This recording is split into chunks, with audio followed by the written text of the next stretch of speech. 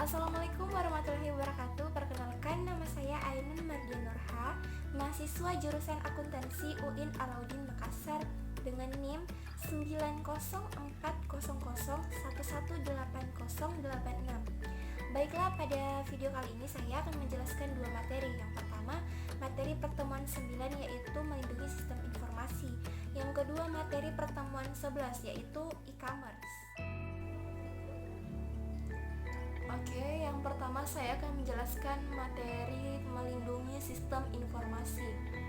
Dalam materi ini ada 3 topik utama. Yang pertama, kerentanan dan penyalahgunaan sistem. Yang kedua, membangun kerangka keamanan dan pengendalian. Yang ketiga, teknologi dan sarana melindungi sumber informasi. Ada hal yang perlu kita ingat bahwa sistem informasi mencakup teknologi, orang, dan prosedur. Untuk teknologi contohnya seperti hardware, software, jaringan, dan keamanan. Contohnya untuk orang yaitu karyawan dan manajemen. Sedangkan untuk prosedur contohnya yaitu aturan dan kebijakan. Selanjutnya, mengapa sistem sangat rentan? Ada beberapa gambaran ancaman-ancaman bagi data. Misalnya, data dalam jumlah besar disimpan dalam bentuk elektronik dan informasi saling terhubung di banyak lokasi. Nah, untuk data dalam jumlah besar disimpan dalam bentuk elektronik ada 3 ancaman. Yang pertama, pengguna atau orang bisa salah input, mengakses tanpa izin, mencuri data, dan mengubah informasi dalam jaringan. Yang kedua, komputer atau hardware tidak bekerja efektif, tidak terkonfigurasi dengan baik atau rusak. Yang ketiga, software atau teknologi tidak terinstall dengan baik, kesalahan programan, dan perubahan tanpa izin. Nah, untuk informasi saling terhubung di banyak lokasi ada 3 ancaman juga. Yang pertama, bermitra dengan perusahaan lain dalam menyimpan data dapat menyebabkan kehilangan data dan bocornya rahasia dagang. Yang kedua, smartphone atau tablet karyawan yang berisi data rentan hilang. Yang ketiga, jaringan internet atau teknologi rentan serangan hacker. Nah, ancaman terhadap data muncul dari semua komponen sistem informasi. Ini menjadi alasan pentingnya perlindungan terhadap sistem informasi. Selanjutnya, perangkat lunak berbahaya. Ada beberapa contoh perangkat lunak yang menjadi ancaman bagi sistem informasi. Yang pertama, virus komputer. Bisa menghancurkan program atau data, menyumbat memori komputer, melakukan format ulang pada komputer, dan membuat komputer tidak bekerja sesuai prosedur. Virus ini terikat pada program, berpindah jika data dipindahkan. Yang kedua, worms bisa merusak dan mengacaukan data dan menghentikan operasional jaringan komputer. Ini bisa menggandakan diri, menyebar ke setiap komputer dalam jaringan. Yang ketiga, Trojan horse, jalan bagi virus dan kode bahaya lain untuk masuk ke komputer. Biasanya bersembunyi di dalam aplikasi, lalu mengacaukan perintah dalam aplikasi. Yang terakhir, spyware, program kecil yang mampu menginstal diri sendiri pada komputer yang terhubung ke jaringan dan memantau kegiatan pada browser dan menyajikan iklan. Biasanya kita buka website, lain yang diklik, lain yang terbukanya banyak dan isinya iklan. Nah, itulah yang dinamakan spyware. Ada hal yang perlu diperhatikan. Ancaman yang berasal dari luar perusahaan seringkali dianggap ancaman yang paling berbahaya. Namun, faktanya ancaman internal tidak kalah berbahaya seperti human error, kecurangan karyawan, dan kebijakan yang tidak tepat. Selanjutnya, peretas dan kejahatan komputer. Ada beberapa contoh kejahatan melalui media komputer. Yang pertama, peretas atau hacker. Orang yang mengakses sistem tanpa izin, biasanya tujuannya berbeda-beda. Yang kedua, spoofing, mengarahkan tautan web ke alamat yang berbeda. Yang ketiga, sniffer, program penyadapan, memantau informasi dalam sebuah jaringan. Yang ketiga, pencurian identitas, biasanya mencuri identitas pribadi seperti SIM, kartu kredit, dan rekening. Yang terakhir yaitu click fraud, biasanya berupa iklan online yang muncul saat mengakses website dan mengarahkan ke produk tertentu. Meski banyak ancaman, perlindungan terhadap sistem informasi juga dapat dikembangkan. Selanjutnya, membangun kerangka keamanan dan pengendalian. Ada hal yang dilakukan untuk mengendalikan atau menjaga sistem informasi, yaitu ada 3. Yang pertama, pengendalian sistem informasi. Contohnya seperti mengendalikan software, hardware, operasional komputer, keamanan data, implementasi, serta administratif. Memastikan semua sesuai dengan prosedur perusahaan. Yang kedua, penilaian resiko. Perusahaan harusnya sudah mengukur tingkat resiko dari setiap keputusan. Tujuannya agar perusahaan lebih siap jika hal yang menjadi resiko benar-benar terjadi. Yang ketiga, kebijakan keamanan. Apa saja aset perusahaan, siapa yang mengumpulkan dan mengendalikan informasi, bagaimana tingkat keamanan data, estimasi biaya untuk resiko tertentu, pembatasan akses, dan lain-lain. Dalam 3 hal tersebut, di dalamnya itu ada peran auditing. Selanjutnya, teknologi menjadi ancaman sekaligus mendukung perlindungan sistem informasi. Teknologi dan sarana melindungi sumber informasi. Ada beberapa teknologi untuk melindungi sistem informasi dari berbagai ancaman. Yang pertama, manajemen identitas dan autentisitas, seperti penggunaan kata sandi, token, kartu pintar, sidik jari, wajah, dan suara.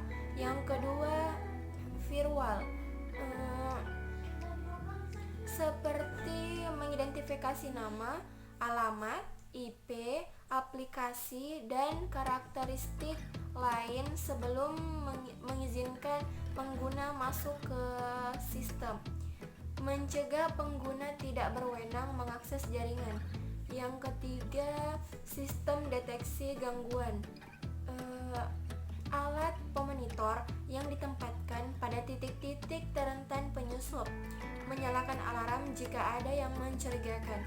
Yang keempat, enkripsi, proses transformasi teks dan data bisa menjadi tersandi, tidak dapat dibaca selain pihak yang ditentukan.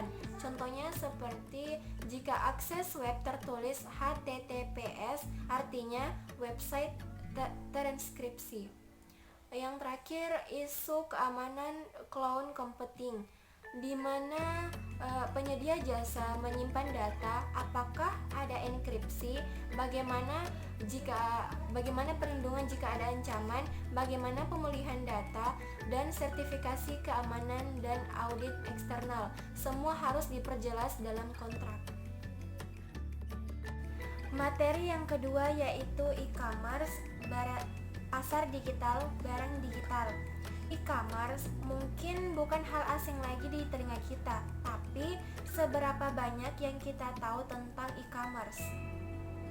Nah, e-commerce bukan hanya tentang belanja online. Dalam materi ini ada 4 topik utama. Yang pertama, e-commerce dan internet. Yang kedua, e-commerce, bisnis dan teknologi. Yang ketiga, platform digital dan e-commerce mobile. Yang keempat yaitu membangun e-commerce. E-commerce saat ini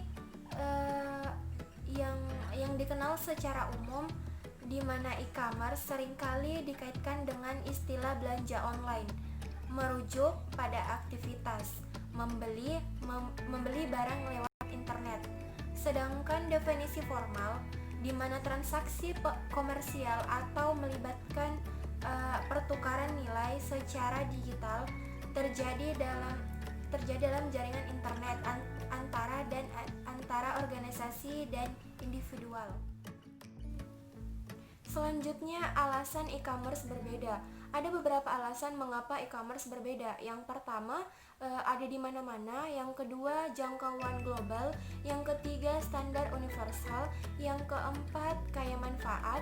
Yang kelima, interaktif. Yang keenam, kepadatan informasi. Yang ketujuh, personalisasi. Yang terakhir, teknologi sosial. Selanjutnya, konsep utama e-commerce terbagi menjadi dua, yaitu pasar digital dan barang digital dalam proses global. Nah, untuk pasar digital sangat fleksibel, biaya pencarian barang dan transaksi lebih rendah, tidak banyak biaya tambahan dalam menjalankan bisnis. Proses bisnis yang lebih sedikit membuat harga bisa lebih murah. Sedangkan untuk barang digital bukan hanya produk fisik, bisa juga berupa musik, video, film, gambar, software, dan semua yang bisa diunggah, disimpan, dan dikirim. Tipe-tipe e-commerce ada 3. Yang pertama, bisnis ke konsumen, artinya penjualan langsung kepada konsumen akhir. Biasanya perusahaan atau produsen punya website sendiri. Yang kedua, bisnis ke bisnis, artinya penjualan terjadi antara pelaku bisnis, biasanya transaksi antara perusahaan dengan supplier atau reseller. Yang ketiga, konsumen ke konsumen. Penjualan artinya penjualan dilakukan dari konsumen ke konsumen. Biasanya transaksi bisa terjadi melalui marketplace seperti Shopee, Bukalapak, dan lain-lain, atau platform penjualan barang pribadi atau bekas. Untuk model bisnis e-commerce ada 7. Yang pertama, portal, yaitu gerbang untuk masuk dalam web, contohnya seperti Yahoo, Google, dan Facebook. Yang kedua, e-tailer, yaitu toko retailer online, biasa menjual barang online yang juga bisa dibeli langsung di toko. Yang ketiga, penyediaan konten, yaitu mendistribusikan konten seperti video, musik, foto, teks, dan lain-lain ke dalam web. Yang keempat, perantara transaksi, yaitu situs yang memproses transaksi untuk konsumen, contohnya seperti Traveloka, Booking.com, dan lain-lain. Yang kelima yaitu pencipta pasar, dikenal istilah marketplace, tempat bertemunya penjual dan pembeli, contohnya seperti Shopee, Bukalapak, dan masih banyak lagi. Yang keenam, penyediaan layanan, yaitu menjual jasa online seperti Google Apps, Instagram, dan lain-lain.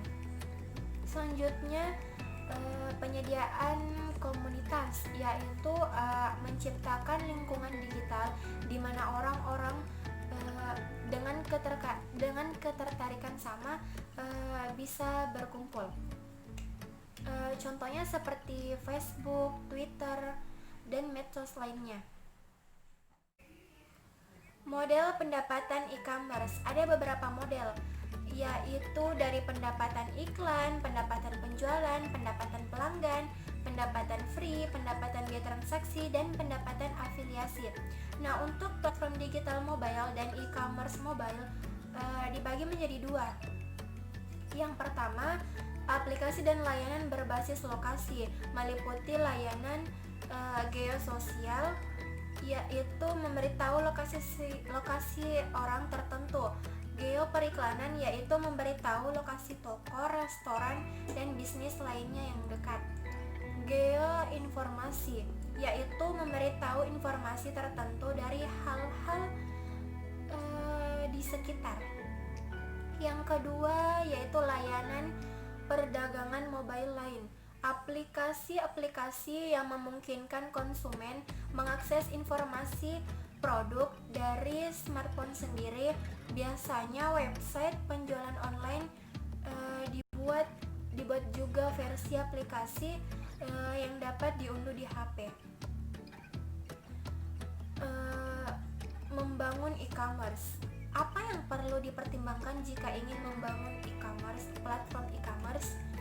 Ada dua. Yang pertama, sasaran bisnis, kemampuan sistem dan informasi. Fungsi atau kemampuan apa yang diharapkan dari platform yang akan dikembangkan harus disesuaikan dengan bisnis yang ingin kita jalankan. Yang kedua, membangun sendiri atau alidaya. Sesuaikan dengan budget dan kemampuan, apakah akan membuat sendiri atau menyewa jasa pembuat platform. Sekian video penjelasan dari saya, lebih dan kurangnya mohon dimaafkan. Wabillahi taufik wal hidayah. Wassalamualaikum warahmatullahi wabarakatuh.